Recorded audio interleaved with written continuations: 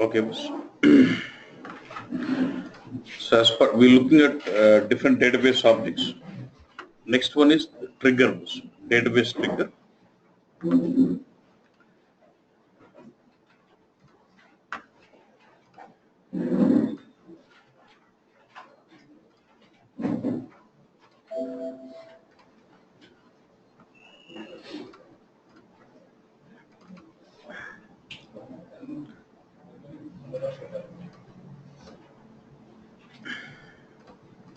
So we have a database table, let's say, and you perform different kind of operations, like say insert, update. Okay, you would be inserting a new record or updating an existing record or set delete. Any kind of operation you might be doing on this table. When you do this operation on this table, I would like to perform some follow-up action on this. I would like to perform some follow-up actions.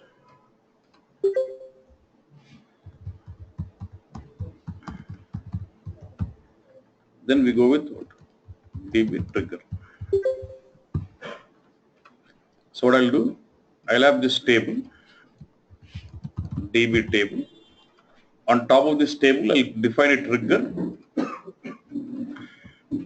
I'll define a database trigger saying this trigger has to be fired for every insert or something. So what happens? Every time you perform an insert operation on this table, this follow-up action will be performed. That action could be anything and you implement this action with SQL script. You implement this logic of the follow-up action by using SQL script or SQL script. That's it. Okay. So now we're just trying to understand, because we're not still strong in SQL script now yet. But I'm not focusing on writing scripting now. We're only focusing on understanding the concept of trigger. That's it. Okay. So for that, and the maximum number of triggers you can create on one table is 1024. We can create 1024 triggers on one table.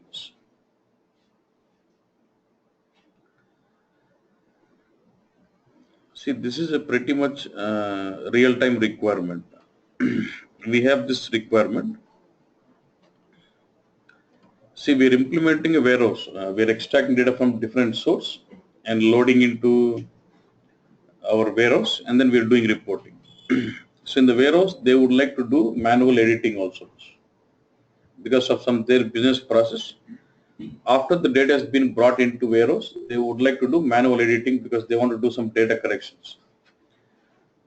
See, so let's say there is a table and they do manual corrections on this table. So in warehouse, it's a general requirement. Say you change some structure of this table, then you drop all this data, then reload again from the source. When I reload again from the source, am I going to lose all the changes what was done manually on this table? Let's say manually there have been they have some interface and they're doing some inserts on this table, or they have been doing a lot of updates. Are we going to lose all those updates, all those changes again? Because they have not done changes in the source. They've done changes directly in the warehouse. When I drop the data and then reload again from the source, I'm going to lose all the manual changes. In this case, what we are trying to do is we are trying to use a trigger on this table for every update. So every time the user updates, I'm formulating a log table, audit table, I'll say. Generally, they use this terminology called audit tables. In the audit table, I'm keeping track of all the updates, what is happening. For every update, which user, on what date and time, which field was updated, what was the old value, what is the new value. In fact, I'm actually storing the complete update statement also, what is executed. All those I'm storing in the log in detail. Later, the purpose of this log is to cross-check what changes have been done, who has done what changes. And also what I'm trying to do is, suppose whenever I reload data from the source to the table again, I'm trying to have a flexibility where I look at these logs and re-execute all those logs again, get the data back to status what it was. Almost like a data persistency concept of HANA. So that's why whenever this concept becomes important when you want to collect all these kind of audit logs scenarios. Clear? Okay. And someone also okay.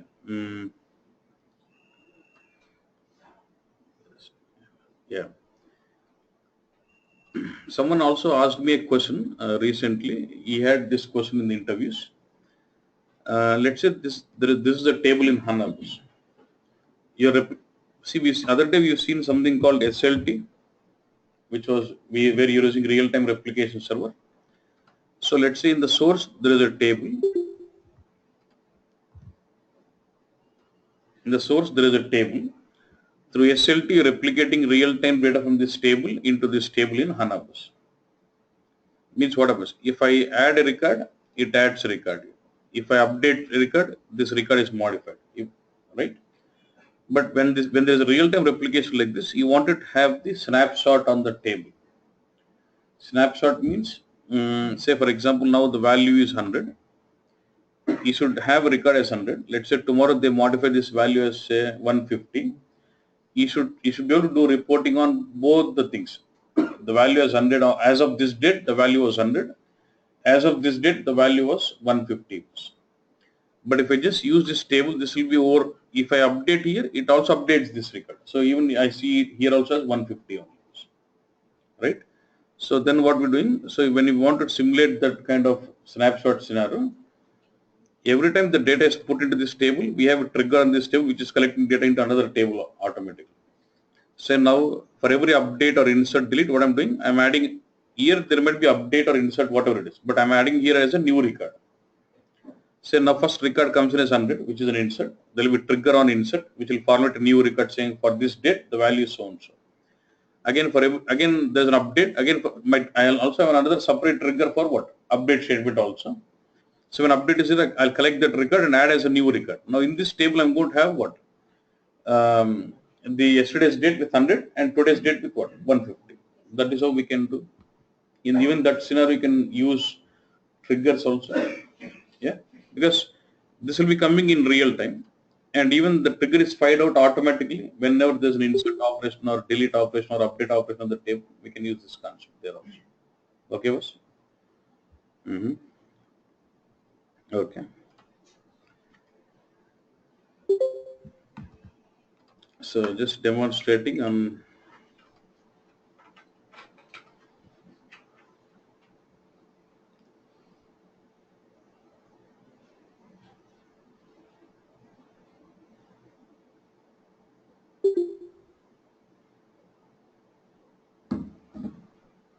Okay.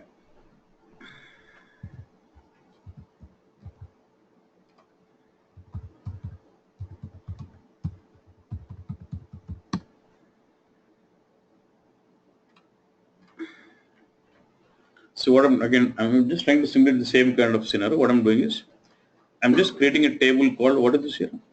Audit table, where I'm going to collect all the logs. But here the log is not very detailed. The log is just holding out username and what date and time this transaction was done. That's it. Yeah? And here username and timing both are primary key. And this timing is with timestamp data type, and this is with varchar. Just creating it. Then I'm just creating a normal application table where I'm going to hold the data into it. Okay. This is my table. So now I'm just creating a trigger here. Look at the syntax of the trigger. This is all the frame. Yeah. This is all the body. Sorry, this is all the header, and this is the actual logic. The body where this is the actual logic. What it performs when the trigger is fired out. I'm saying create trigger is a create table, create trigger, create view, same. And this is the name of the trigger. Okay. And this is the action on which my trigger has to be fired out. I'm saying after insert on to which table was, this is the table for each row. For each row being inserted into this table, begin and end, within this begin and end, I implement this logic of the logic of my triggers. So I'm just saying create trigger so and so. And this trigger has to be fired out when bus after every insert onto this table for each row bus. For every row you're inserting on this table, it will be fired out bus. And with this begin and end, you can implement any kind of logic you want, because you have free hand of writing SQL scripting. You can write any logic. But my logic is about just saying, for every insert what I'm doing, it fires this. What I'm doing, I'm just inserting I have a function called current user, which gives me the current user who is in the session, and this gives me current timestamp dynamically. I'm inserting both of them into what? Into this audit table. So this is my trigger, what has been creating this trigger. You can see the triggers what is created here. You can see this was a trigger, insert logs. You can see this trigger. The same trigger definition can be seen here. What has been created. Now, if that is there, if I'm trying to insert, let's say I insert one record now. Yeah. If I insert a record, first thing is what I should see. EMP. In this application table, I should see that entry. Yes. One record. And then in the audit table, I should see an audit saying this user was what? I logged in with which user? System user, and this is the timing. And let's say I insert one more record again. So I see a second record being inserted into this application table, and immediately there is a log. Since these two both are primary key, it is able to accept the combination. Same way I insert next record, it collects a log. And this log could be any detail. For now, I'm just collecting only the username and timing.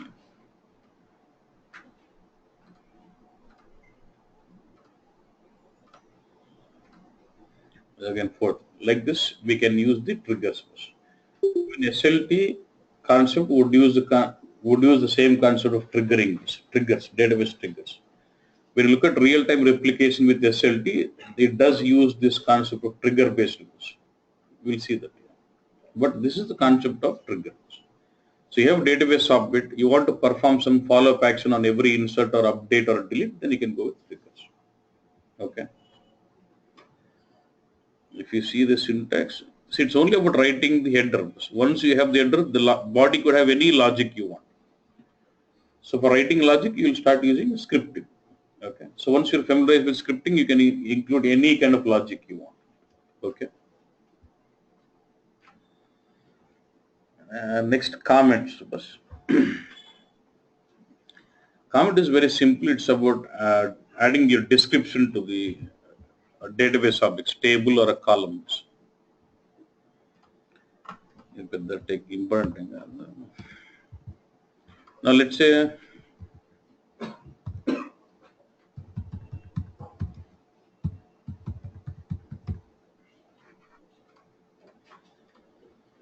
let's say I'm just creating this table. If you remember in the UI, we're able to specify a comment on for each column, like description of the column. Yeah. That is about, you can also specify description for a table, saying comment on table, so and so is what? Employee details table. So this is like adding a description for your table. Same way, you can add description for your columns also. For employee, I'm adding a comment as employee number, and for EMP name, I'm adding comment as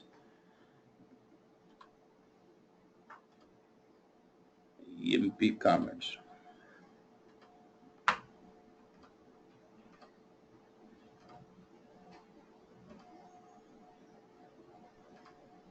Now it's better. See, now I don't see any comment on these descriptions. Now when I add these two, you should see this comment. Like this, you can basically add the comments on the columns or whatever.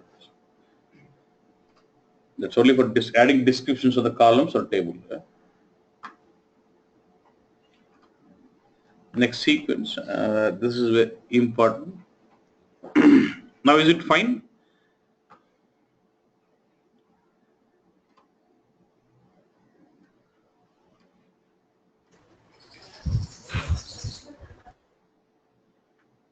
Now it's better, boss. Hello? Yeah? Fine. Okay. Okay, boss. Next, we're going to deal with something called sequences. See, for others it is fine, Bala, so I think something should be from your side, please. Check that, right? Next is sequences. It is similar to your number range buffer, number range object. Like say, in BW we have SID number range where it keeps generating a sequential SID number. Or if it is ECC, you have something like document number range. Say for every new sales order you create, it generates a new order number. Same way, when you want to simulate the same kind of stuff in the HANA database, we use something called sequences. Let's say we have some range of numbers, let's say from 1 to 100, and I would keep generating next sequential number. So now it generates 1, the next sequential number should be 2, 3, 4, 5, 6, it keeps generating like that. Then we can use the sequence. Yeah. And when it comes to sequence, you can create with UI or with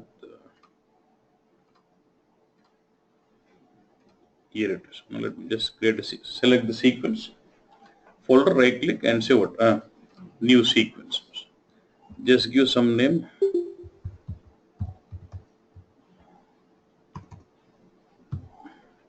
And this is the name of the sequence, and this is your schema.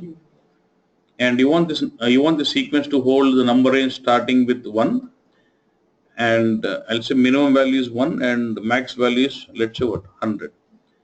And you want increment by 1, so it says 1, the next 2. You can increment by 2, then it keeps increment by 2 numbers. It depends on. I want it to start with 1, increment by 1, and the number range minimum is 1 and max is 100. Now there is a checkbox called cycle. Once it finishes 100, I want to restart again with 1. Then I'll say what? Cycle. Once it finishes 100, it restarts again with 1. Yeah. Then there's something called reset query. Here you can specify. Now, what is this importance of reset query? Let's say now we had number range from 1 to 100. And let's see you've generated a sequence next, you brought in, and now the status is, let's say 10. So when the status is 10, when you say get me next value, what should be the number? 11, let's say. Okay. Now when the sequence was 10, let's say the server was down. Okay. And then you restarted the server again. Now when you restart the server again, the status will be set back to 1 again. So when you say next value at that point of time, then it starts giving you 2. Now what I want is when I restart the server, my sequence should be reset. My sequence should be set back to what? 10. So then you can formulate a query, a select statement, which can return that value 10 for it. Getting this? For example, you've been using this sequence to generate some employee IDs. Let's say 1, 2, 3 in one table. Let's say in the table employee ID is primary key. You generated employee ID till what? When the sequence is used as 10, then what? Employee IDs would have been till what number you generate? 10. Then I'll say this query, I'll set the reset query as what? Select max of employee ID from this table. So when the server restarts, what happens? It takes max value from the table, which is 10, and set that as the status. Do you understand this? అంటే నువ్వు ఏ number ఇస్తే ఆ number తీసుకుంటుంది కానీ 10 అయినా 11 అయినా ఎలా చెప్తా ఉంటే let's you been using this sequence to generate employee IDs in a sequential numbering in some tables. Let's say if the status is 10 here, it means you would have generated only 10 numbers in that employee ID column. So when the server restarts, I want to set the status to 10. So I need to formulate a query which can return me 10 bus. Then what I can say, I'll say select max of employee ID from this table. What does it give me? 10. So I'll use that query as the reset query. So when I restart my server, it executes the select statement which gives the 10, and then 10 is set as the status. So when you say next value, it gives you what? 11. If you don't set up the reset query, when the server restarts again, it starts giving you from 1, which might be problem. As a reset query. Okay. Okay.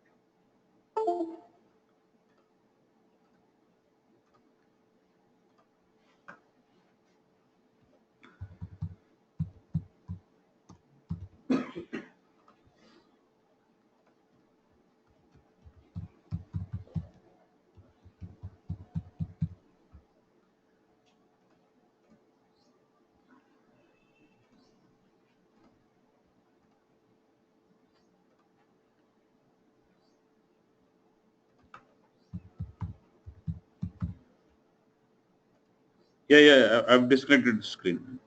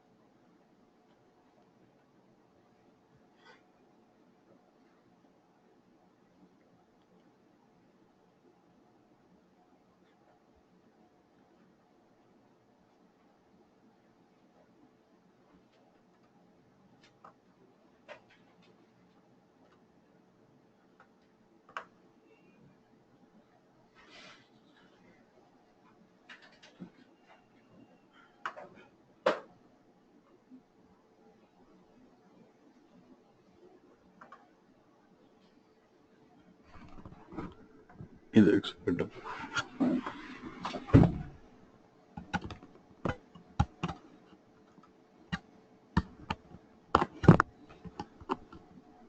గట్టిగా ఉన్నది మళ్ళీ.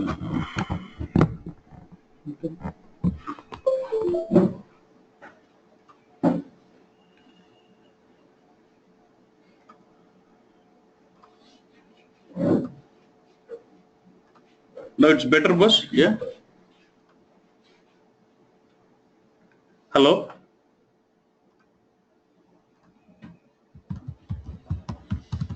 Yes. Can you It's better now. Is it better? Yeah. Yeah, it's better now. Okay. Okay. Yeah. Yeah.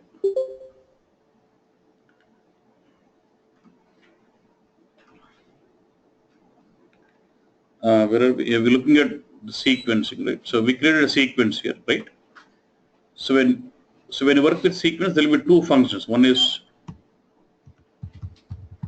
curve val and one is next val. Curve val will give you the current value. Next val will give you the next incremental value. Okay, so select. So how to check this? I'll just select so the sequence dot next val. Okay. See, I'm writing a select statement to just get to use this function called next val. Since I'm not reading from any table, right? I'm reading from any table, no, right? So you can say from dummy. When you want to write some select but not reading from any of the tables, you can just use a table called dummy like that. Yeah. So select this. So what it does give you? Starts with 1 and you keep executing this again. So it gives you what? 2 next val 2, keep executing 3, 4, 5, 6. It keeps giving you next value. So what is value incremented till now? 7, right? But if you use a function curve val,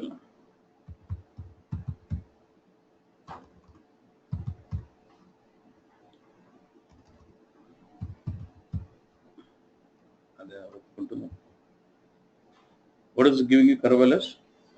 Current value is always 7. You execute it any time. Current curve val will give you what is current status of the number range, and next value will give you the next incremental number range. Okay, was fine.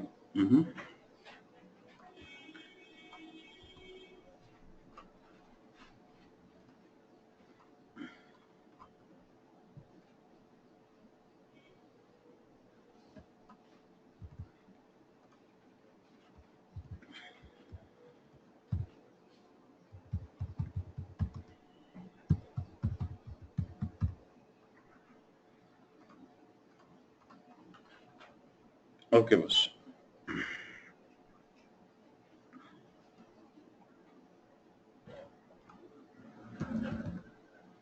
Look at the requirement. I'm just creating a table only with what? What is this here? Employee names here. Okay. Create this table. And these are the different names. I'm just inserting all the names into it.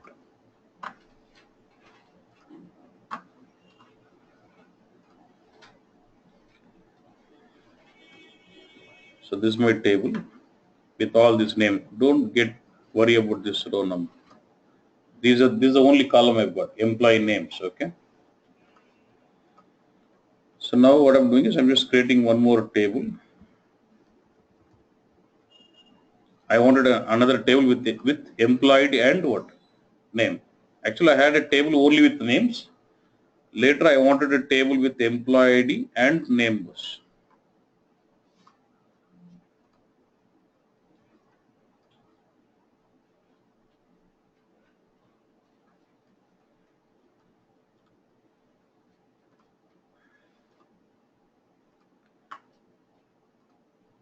So this is a table. This does not have any data as of now. I've got names in it. I would like to insert this employee names into this. Okay. And but it doesn't have employee ID. I need to generate those employees with the by using sequences. Okay. So what I want is I would like to create this. What is this table where I'm putting this sequences in this table, right? Suppose if the server is down and if I restart, what should be the status I should reset first? Pick the maximum employee ID from this and I should reset. Yeah.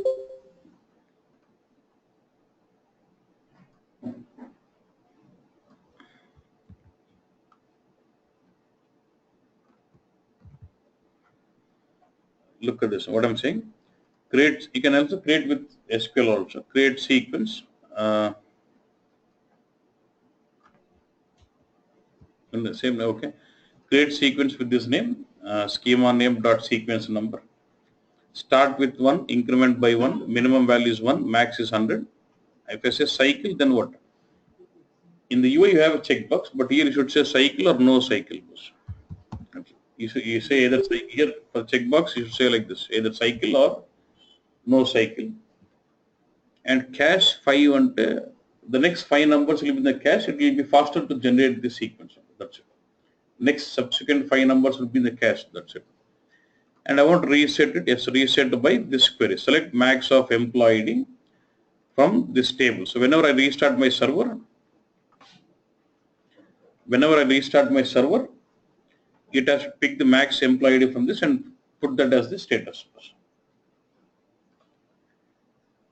Because do you all have the same problem?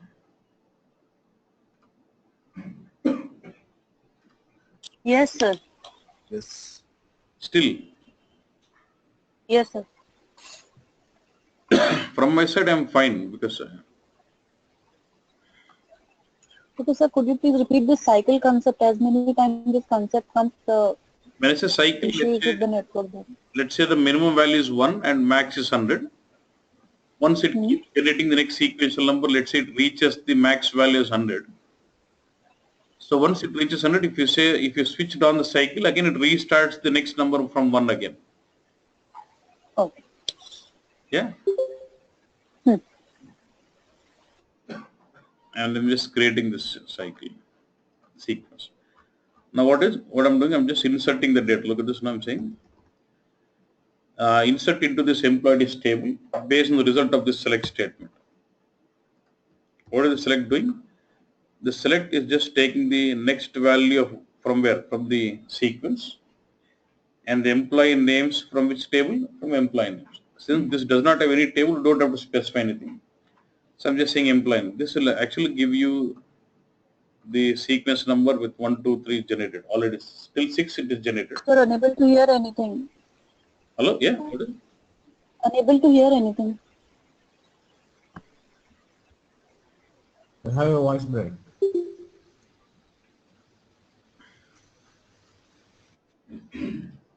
It should be fine, but I've just now, yeah. Now is this clear?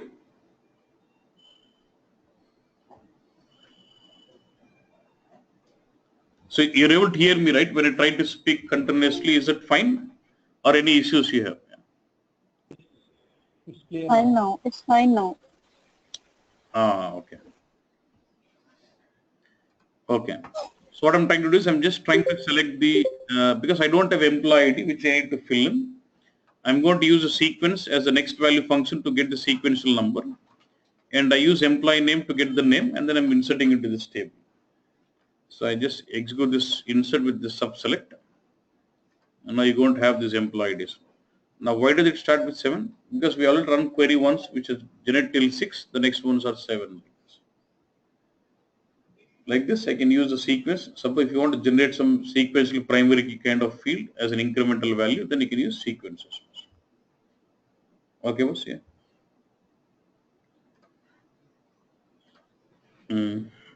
Next, alter the sequence. So apart from, let's say, you already have the sequence running with status now as what?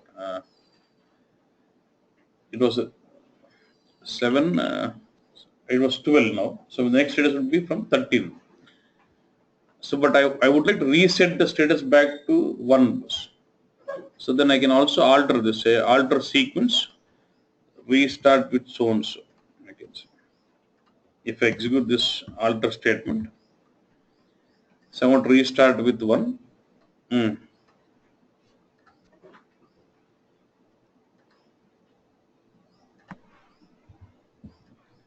Let's say restart with 1. Then now what are the employee numbers I generate? Now it starts from where? 1.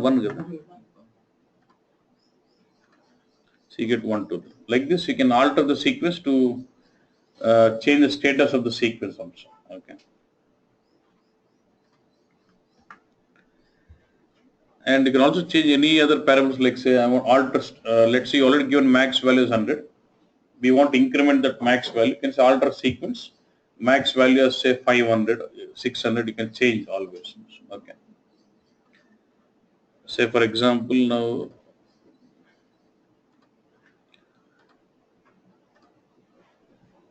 the sequence what you created, the max value is 100, right? Now I would like to change this to, let's say, 200.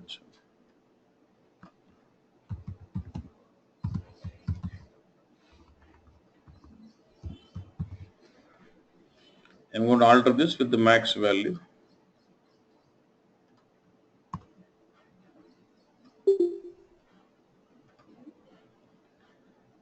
If I do this, now the max value is what?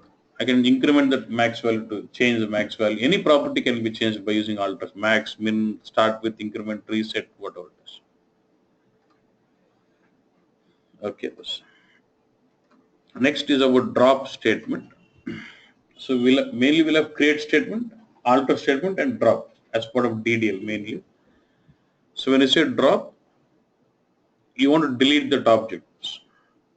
It's not about deleting the content, it's about deleting the object as it is. You're deleting the table, deleting the view, you want to delete a sequence or a procedure, anything you want, then we use what? Drop. So for anything, it will be just simple straight sequence, straight drop, object type, what you want, then object name. So you want to drop some table, you will say drop table and the name of the table. You want to drop some view, you'll say drop view, name of the view. That's it.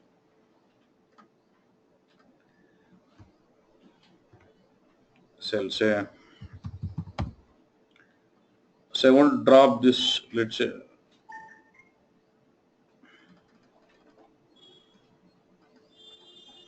I want to drop this table. I'll say drop table. Select this. And then this table is employee with no data will be dropped out. Sorry. So you don't see the table employee with no data. Like this, you can drop anything. Any database object can be dropped, deleted out with using drop. Or if you want to do the same thing with you, you can right click and say what?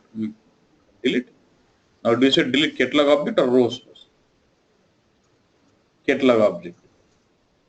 So you'll have, and while dropping you have two options, restrict or cascade. If you say restrict, this subbit will only be deleted if it doesn't have any dependencies on top of it. If there's any dependencies, this object will not be deleted. But if you say cascade, if it has got any dependencies, this object and all the dependencies also will be deleted. If I say restrict, if it has got any dependencies on this object, will not be deleted. Okay? If I say cascade, whether it has got if it has got dependencies, it will delete the object and the dependencies also.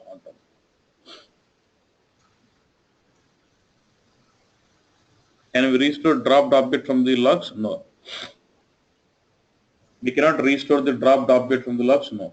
Only thing is you have to restore the backup. Suppose before deleting the table, you have taken a backup of the HANA database, and if you want it back, then you can restore the database back if required. That is the only thing you can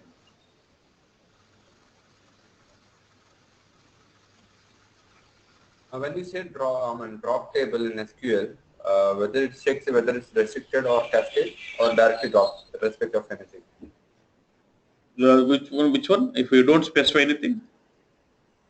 If you don't if you don't specify anything, by default it is restrict, okay? And you can even with SQL you can control like restrict, or you can use, I can say cascade or something. Or you can use cascade. You can use either, even in SQL you can use a keyword. So you want to delete another table.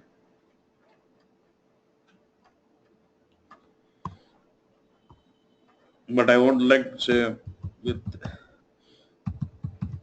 if I say with cascade, even though there are dependencies, it should delete the dependencies and the object also. Sorry.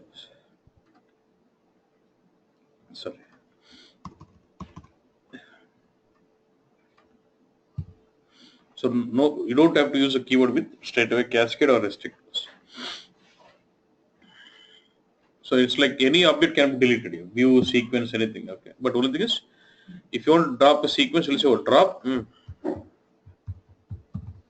drop sequence and your sequence name.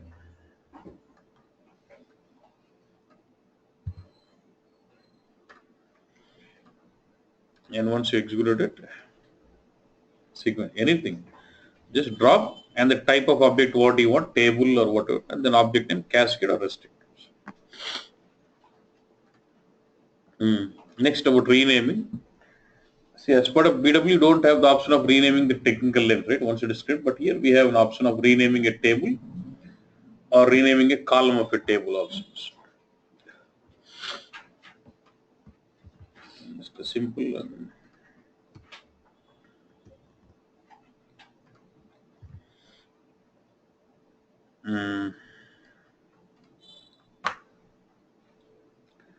See, in this table, I have this names, column name is wrong, EMPANEMES. Actually, I want NAMES is actually the name, yeah.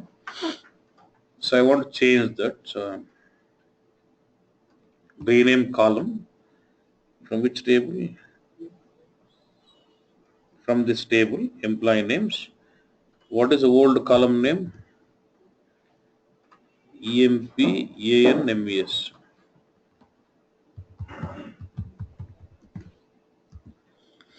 And I want the name to be what?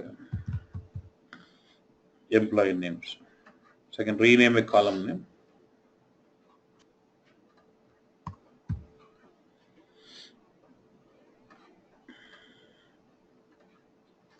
You see the name of the column is changed. Like this, you can change the technical name of the column name. Save by using, you can also change the technical name of the table also. Now look at this.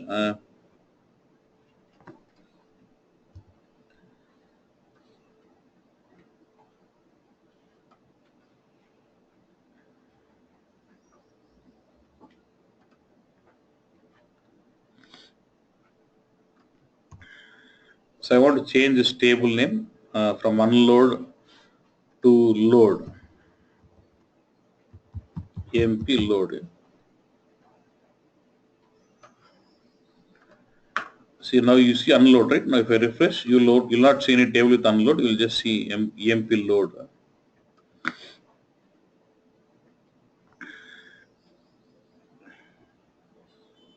You see load. Yeah. You don't see unload and you just see as unload. Like this, you can rename the name of a column in a table or take table name also. So don't do. Right. And that's where they have to rename it mandatorily. They'll try to create a synonym with the old name and leave it. So that even that works out. I have a question here. Yeah. Generally, if you rename, if some SQL state using the old name, what will happen to that? Yeah, that's what. So those have to be changed manually. And if not, what you can do is, let's say, then I can create a synonym saying EMP unload for EMP load. So even those SQL should still be working out. Okay. Okay, boss.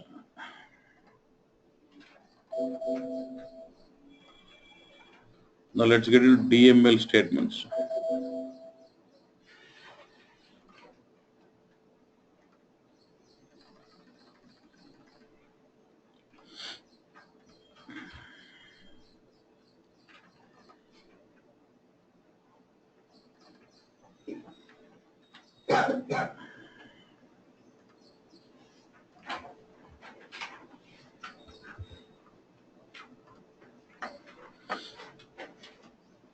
Okay, boss.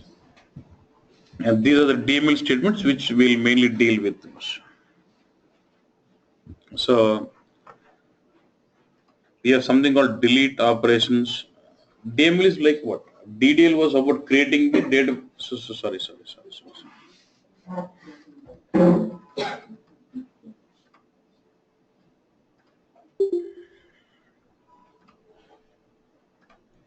We've not finished the procedures.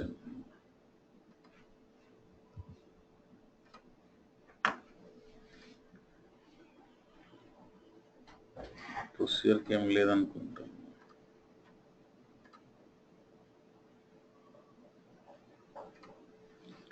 Okay, let's see directly.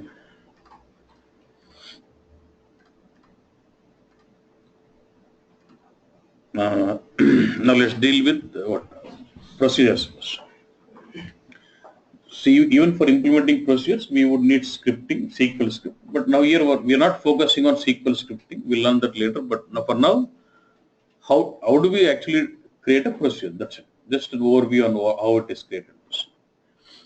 So you can understand procedure as like say, whenever you want to implement some reusable logic, you write that as a stored procedure and call it whenever you want. You can ultimately treat that as your ABAP function model, something like that. So you can just you can write all your logic as a separate stored procedure and just call it whenever you want. So let's say when you want to implement ABAP, we have different kind of objects. So you can write as an executable program, you can write that as an include program, you can write that as a macros, or you can write that as a function model, depending on the requirement, right? Same way, procedure would be one medium of object where you can implement your logic with SQL scripting. Okay, boss? And then you can implement the logic in SQL scripting and stored procedure and just call it whenever you want. So look at this, very simple. I want to create a procedure. How do you create? So you'll say create view at the view, create procedure at the. You'll say create procedure and in which schema you want to create, QX SQL 9, and name of the procedure say add to number something. Just making it simple. So create procedure and name of the procedure bus. And like an ABAP function model, can it have import parameters and output parameters bus? Same way, your procedures also can have input and output parameters, and where that's what is specified in this parenthesis. But as per the example what I'm doing, I don't have any input, I don't have any output.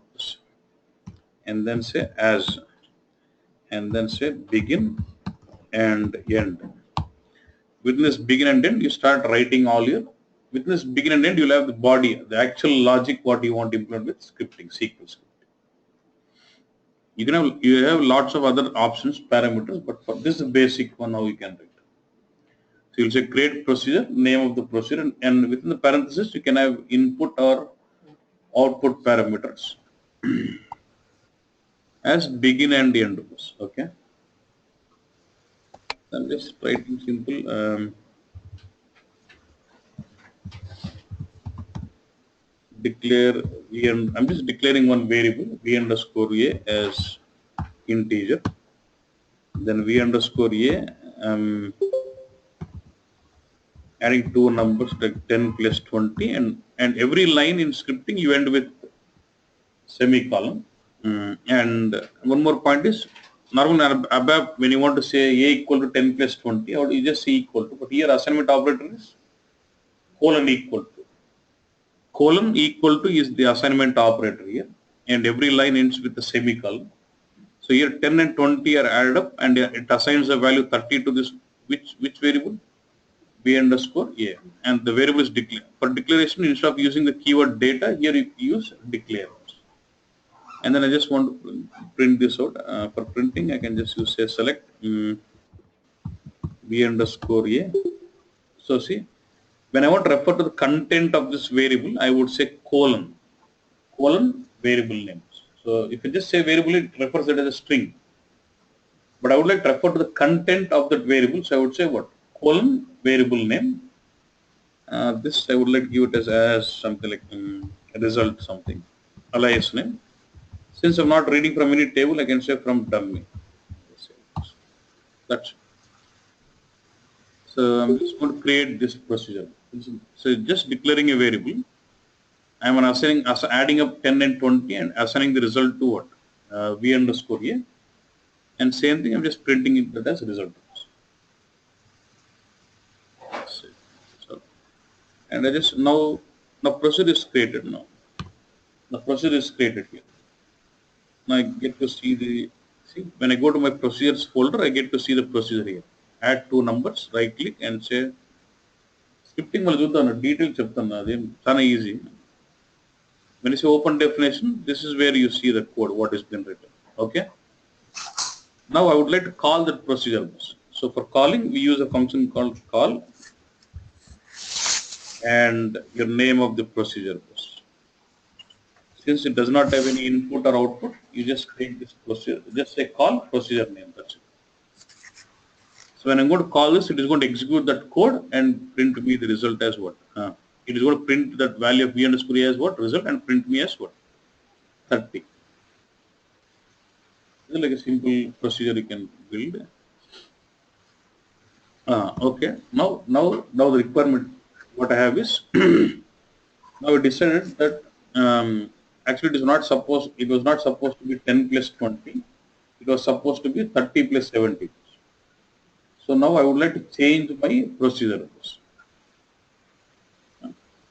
No option of change, because since I've created this procedure in catalog objects, since I've created my procedure in the catalog objects, you'll only have runtime object, which is this. See, right click and when you say this is like runtime object only, and I cannot change the definition of the runtime.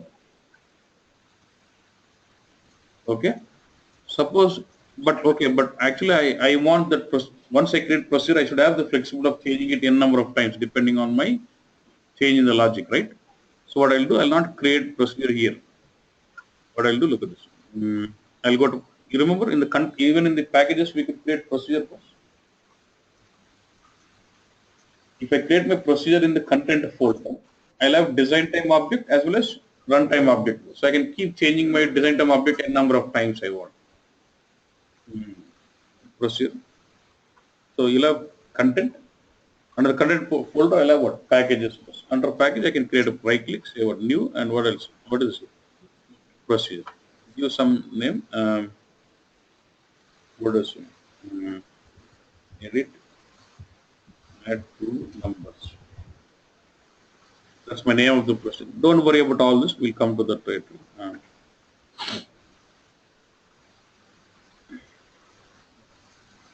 So straight away all the header block is automatically formed. You don't have to write anything.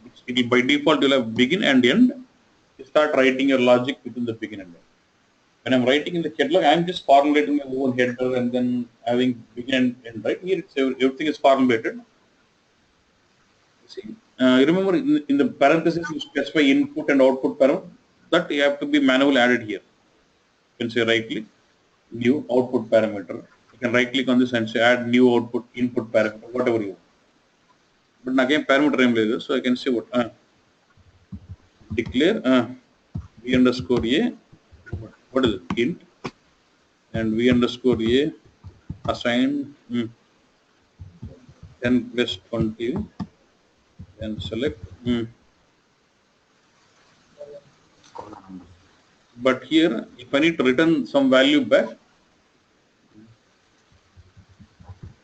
select v underscore a.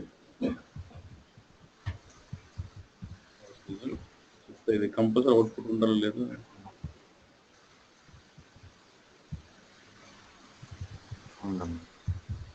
from them. I'm just writing this and I say what? I say, look at this. I'm just saying save and activate it. My procedure name image numbers edit, add 2 numbers with the activate. When I activate this procedure, this is my design time object. Whatever. When I activate, it actually creates a runtime object. Runtime object is also procedure only. The runtime object, all your runtime objects, any modeling content you create, it deploys runtime objects, and all the runtime objects are deployed in a schema called SysBig schema. Okay? So now I'll go to the top. If I want to see my runtime procedure of my procedure, which schema I should go in? SysBig. Go to SysBig. The procedures, try to filter out what is it? Edit, add, and you see this? You actually create a procedure under this package, right? 9 cubics / edit 2 numbers. If I open this definition, I see this is runtime object. This is design time. Now it was supposed to be what? Now let's say I want to call this procedure. It'll call this some in the SQL. I'll say what? Call. You'll call runtime object or the design time object? Runtime object. I'll say call this. It's giving me 30. But let's say I wanted to change this out. So what I'm doing?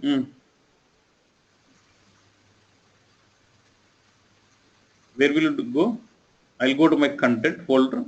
Under the package, I have a procedure. So this is a design time object, right? So I can change my design time object. You understand the difference between creating? If I create my object in the catalog folder, you only have runtime object. If I create my objects in the content folder, you'll have design time object as well as runtime object. Now I'll say open this again. In the 30, and it was supposed to be what? 70. And reactivate. So when reactivate, nothing but redeploying. When I redeploy, again it creates what? Again it creates, it changes the existing procedure definition again, runtime definition. It becomes now 30 and 70. And if I call this procedure saying call,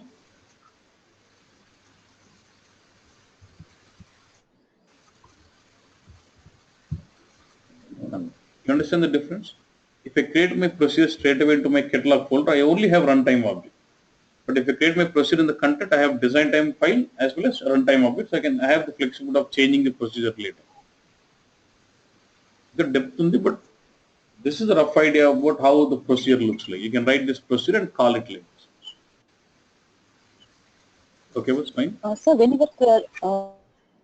the earlier data artifacts, for example, table, views, indexes, sequences, even those we were creating in the catalog. So, but we were able to edit them. Exactly. When it comes to the coding, when it comes to the coding, basically, say for example, you're able to edit the table because it has got their own design time file available, and you're able to edit this. But when it comes to procedure, it will have only runtime object. That's what. So that's why you're not able to edit it. Because when you're creating a table, it has got its own design time object ready, and you're able to edit that also. But when it comes to procedure, you only have the runtime object. You don't have design time objects. Actually, there's another perspective called HANA native development. If I get into this, then you will see exact meaning of design time file and runtime files more clearly. Yeah. If you compare with BW content like BigQuery design catalog, like BigQuery. No, don't compare like that. మనం variables create చేసి మన run time లో change చేసుకోవాలి అంటే BABL declare చేసి దానికి values ఇవ్వడం ఎప్పుడైనా యాడ్ చేయాలన్నా అవన్నీ చేయొచ్చులేపా, చూసాము అవన్నీ చూసాం. ఏదైనా చేయొచ్చు. This is only basic what we trying to say. అంటే ప్రొసీజర్ అంటే ఏంది అంతవరకే. ఇంకా will get in depth about writing scripting with multiple input parameters, multiple output, table type, temporary tables, looping, heaping, cursor, we'll get into all those depth. Okay.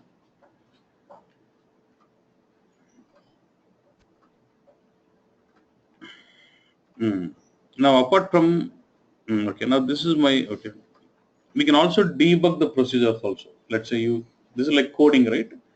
So like similar to your ABAP, we can also debug the stored procedures also.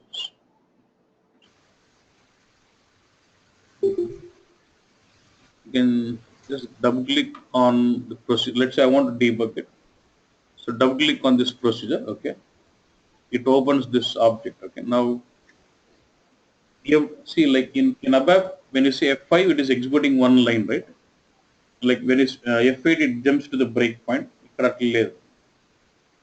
Here it does not have anything like F5, F6, F8 all this. Straight away you have only F8. So F8 is like jumping to the breakpoint. So if you want to execute every line, I should insert breakpoint in every line. That is only option. So inserting breakpoint is just double click. Just double click, it inserts breakpoint. Okay. Now, see, remember that we have different perspectives, right? For debugging, we use a perspective called what is here? Debug perspective. Debug perspective. Get into the debug perspective. Then you'll have something. You'll have a menu called debug configurations here. Drop down this and say what? Debug configuration. Go to the number either debug configurations. Now you have to create in the aim like configuration. You got to specify all the settings required for it. Select this HANA procedure. You can just click on this new. So do you want to can just give some name? Debug demo procedure. And then you want debug catalog procedure or local projects. I'll say what. So I'm trying to debug the runtime object which is in SysBig schema. So I'll say what catalog schema. And what is your procedure was? SysBig schema procedure. Select this. You got to specify which procedure you want to debug. Okay. And in this tab, if this procedure has got any input parameter, generally if it is ABAP, during in the debugging it goes to selection screen and then comes back. But here it doesn't go like that. If this procedure requires any input parameter imports, okay, you have to specify it by here it's. But this does not need anything. Just say apply and say start debug. Now you see cursor coming out here. You see the watch points V_A. Now it is null. Only F8 we have. You don't have any F5. So since insert breakpoint at every line, it's going to stop at every line. So it stops next line. Now it says V_A is 30. Now what is the value of V_A now? After this line is executed, it becomes what? 100. Again, like ABAP, you don't have flexibility of changing the parameter values at the runtime. No. You can only see. You can edit code. You can't change the parameter values during debug. You can only see this. That's it. And then next, that's it. Yeah, that you can switch off, switch on while debugging. You can do. For example, if you want, already it's done, right? Terminated. Now, if you want reinsert, you can say relaunch again. Again, the debugging starts again. Now, here you see all the breakpoints. What is been? Let's say you want to disable some of the breakpoint. I don't know the breakpoint at the line number 7. So I can what? I can do remove this. So that see that breakpoint is disabled. It doesn't stop at that point. You can do that. But changing the parameter values at the runtime is not. It's unexplainable. Because in older versions, it was not so easy to debug a procedure like this. For debugging one procedure, I had to create one more procedure as wrapper, then use a procedure wrapper for debugging the main procedure. It's straightforward, very, very simple. It is simple. Previously, it was more tough to, because while creating debug configuration, it is asking me what import, if I don't need to pass anything in the import parameters. Okay.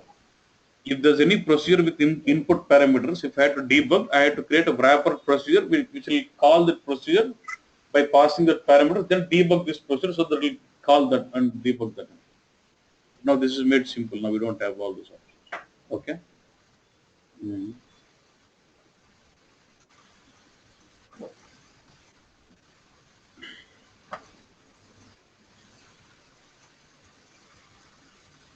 So like this, you can also debug your procedure. We'll see in detail when you're writing complex logics.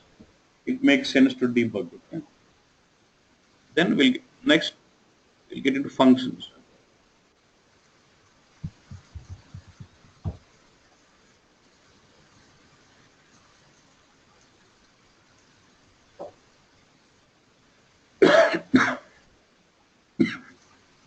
We have something called function. Even for implementing functions, we still use scripting. See, we use ABAP to develop a function model, to develop an executable program, all this, right? So this is another type of programmable object, which is called functions.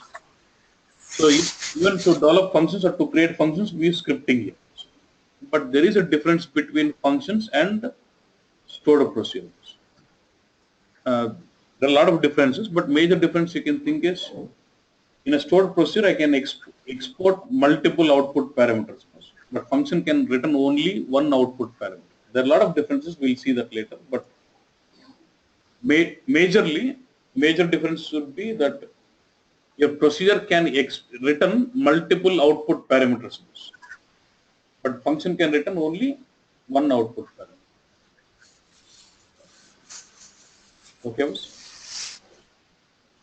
6 days. Yeah, I will discuss on that video point. Don't worry now. Yeah.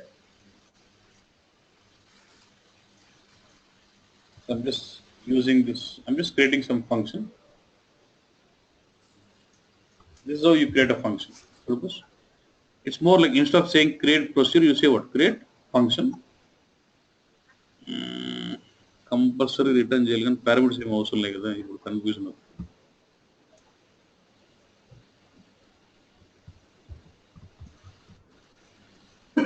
Okay. So look at this. I said previously I could just create a procedure which is just printing that value. Is it returning that value v underscore a? Was it returning v underscore a or just printing the result? Within that procedure it is printing, it is not returning anything. But when it comes to procedure, it must return a parameter. Function must return parameter, but it can return only one parameter only. Anything. But procedure you can have a procedure without output parameters, you can have single output parameter, you can have multiple output parameters also. But whereas function can only have single output parameter only. And this single output parameter could be a normal scalar variable or table type also. You see that later, but see now I'm saying create function. The create function schema name dot add.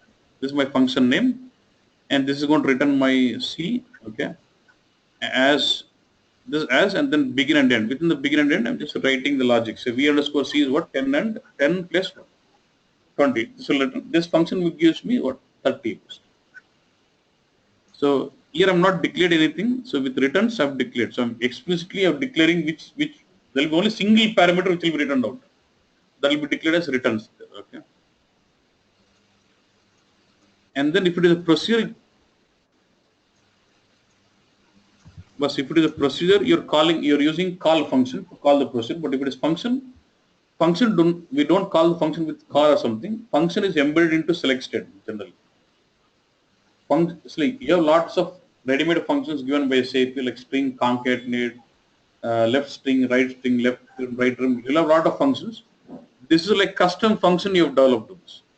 This is like custom function you have developed, and these functions can, when you want to call this function, they have to be embedded inside a select statement alone. Now look at this. I have a function which is called in here, which is created. What is this here? Add. I want to call that function. Say select. What is this? Add of. Does this need any inputs? Then I removed, right? I removed the input. Does not need anything. This function has to be called. That's as. And this, when it returns me something, what is it? V underscore as, I'll say what? Result from dummy. So look at this function. Am I calling this function with call statement, or I'm embedding this function into the select statement? Into the select statement, yeah. Like 30. We'll see much more differences, but this is about. So either you develop a procedure or triggers or functions, we still implement the logic with what? Scripting. So we have to learn. So we can use either of this object to learn scripting. Say you want to practice scripting, I can go over to creating procedure, I can go over to creating function, I can go over to create trigger and practice my scripting. So we'll be using procedures to practice more on that scripting. Okay. Yeah. And there's something, what is here? I'll get in detail about functions, don't worry. Function and procedure until okay. And there's something called Sir, we are selecting from dummy table. Is that dummy table stored somewhere, or it's work as a dual? It always gives you some X. And not only in HANA, it is common in any database. It actually, you'll have a table called dummy. Dummy and okay. When you want to write a select, but not really reading from any of the tables, you can use this table called dummy. It is just like a dual in web, right? It's like Dual. I don't know. No, in general SQL we use dual. Select sysdate from dual, something like that. Might be, but I'm not sure. Okay. Okay. Okay. Next is about column views. See, if you know about database views, right? You're writing some SQL statements which will be provided as a views. But I have a requirement like this. I want to have a complex logic to be implemented with scripting, and the result of the scripting should be projected as a view.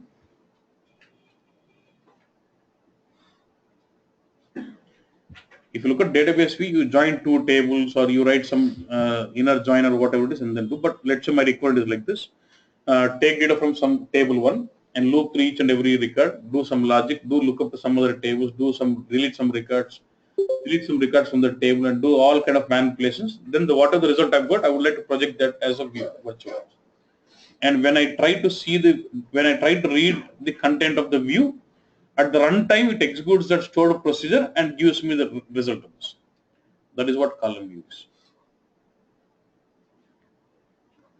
In case of a database view, in case of a database view, you're just trying to join multiple tables and give it out, project it. That is normal view.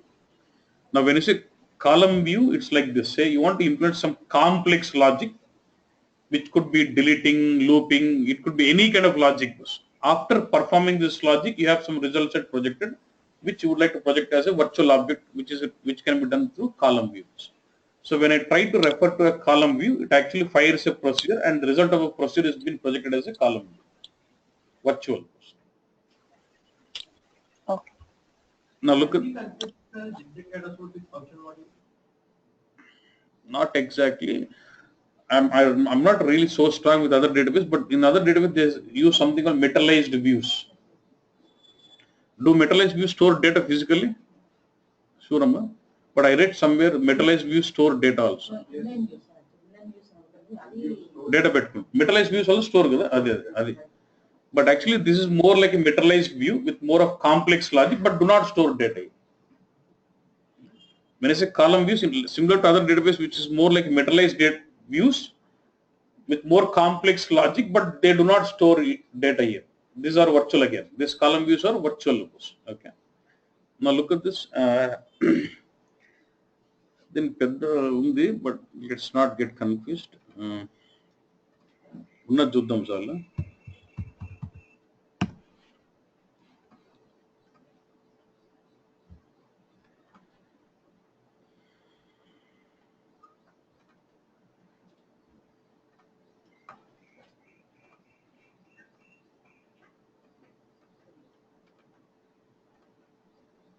Okay. See, now look at this. Look at the definition. We'll see this later, but look at the definition of this column view. When I see the definition, it clearly tells me this is a column view, which is actually depend on what is this here? Procedure schema is what? 8 cubics. In this 8 cubics, there is a procedure called what? Contract compliance. So whenever I try to see the data of this view, it executes that procedure and gives me the result. Now what is this procedure? I have a procedure called see in contract compliance. While writing a procedure, they would write something like this. Look at this. Don't worry in this with SQL data with result view as this. What is it? What are the result I'm going to get from the procedure? I'm going to project that as a view. This is nothing but column view. When I create a procedure like this, it automatically creates a column view for me. Column view by create column view and when you're developing a procedure with the syntax of with result view, means the result of this procedure must be projected as a view, which actually it creates a column view. And you write any complex logic with delete operations, do anything, looping, all this. And then what are the result you're getting out of the procedure will be projected as this column. And this column view can be consumed in the universe. In IDT universe, now we have a problem that you're not able to use stored procedures now. In UDT, we were able to use stored procedures, but in IDT, we are not able to use a stored procedures. Let's say we had a requirement of using a stored procedure in HANA in universe. Now, the only option you can think out is you have customize your procedure so that it projects the result as a column view and use column view in universe. And column view is virtual. So whenever I try to put a select on that column view, it always executes my procedure and gives me the result. And that will have again some considerations. If I want to project this as a result view as column view, your procedure must return out a table type parameter and conditions. We'll see that later. But column view can be the one which can be fired out from a procedure. That's what I mean.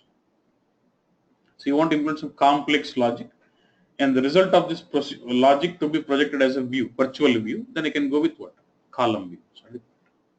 Instead of calling the procedure again and again, the result can be consumed in the table. That's the table not thing. This is similar to say so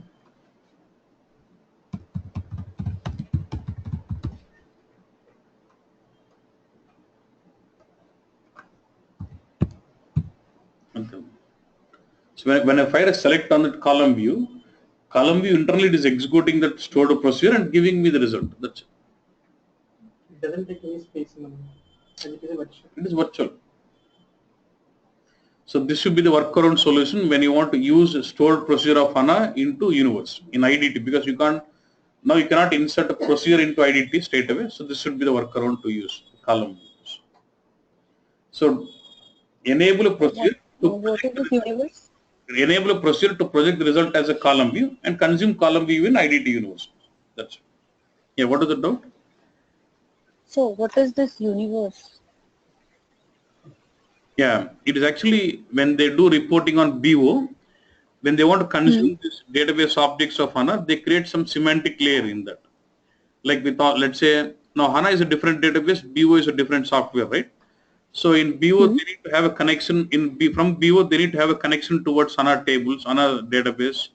So they specify the connection parameters, and they specify which table should be used, which columns of the table should be used, what is the logic, and all those is defined in the semantic layer, which is called as universe. Yeah. Oh. And on top of that universe, they use that universe as a source to create reports. Yeah. And universe will have all the connection parameters and the backend schema details. Yeah. Okay, sir. And what is the difference between this IDT and UDT? IDT environment and UDT environment? Actually, those are the tools to create universes. UDT was the old tool and IDT was a new tool. Okay. In BO environment, these are the tools to create universes, and UDT was the old tool to create universe, and IDT is a new tool to create universes. I know it is confusing, but when we next classes when we get detailed into scripting, you will understand it more. But for now, the column view can be projected out from a procedure where when you try to call a column view is virtual, and when you try to call a column view, it actually calls a procedure, and the results of the procedure can be projected as a result of a column view. And how it is done, why it is done, we'll see that later. But what is column view antavarthu? It is virtual. Okay. Can we use this analytics or calculation view? And we can use this in calculation views. And he's asking, what are the column views I create? Can I use this in calculation views? Yes, we can do that. And one more point to be noted is, when you see, I told you in HANA modeling content, you create attribute view, analytical view, calculation views, right? For all this, does it create some runtime objects? All your runtime objects will be column views only. So I go to HANA modeling content, I create attribute view, it creates all the necessary column views in the backend. I create analytical view, it creates column view. I create calculation view, it creates column view. So we can check the logic directly in the column. But you'll not, for those you'll not, if it is procedure I can understand, but those you'll not understand. I'll show you one. It is more like an XML, some kind of stuff. Huh?